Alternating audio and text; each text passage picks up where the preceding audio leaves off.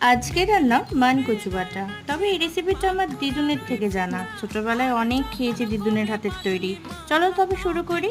উপকরণ হিসেবে নিলাম পেঁয়াজ, রসুন, কাঁচা লঙ্কা, টমেটো আর কিছু চিংড়ি মাছ। এরপর সর্ষে অ্যাড করে মিক্সিতে একটা পেস্ট বানিয়ে নিলাম।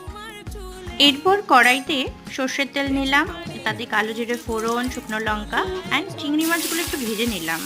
তাতে কিছু টমেটো কুচি অ্যাড করে দিলাম, তারপরে করে রাখা পেস্টটা, যেটা সর্ষের পেস্ট ছিল, ওটা অ্যাড করে দিলাম। ওদিকে মানকচুটা আগে থেকেই গরম জলে ভাপিয়ে রেখেছিলাম, তারপর ওটাকে মিক্সিতে একটু পেস্ট করে নিয়ে অ্যাড করে দিলাম। এরপর নাড়িয়ে চাড়িয়ে নিলাম।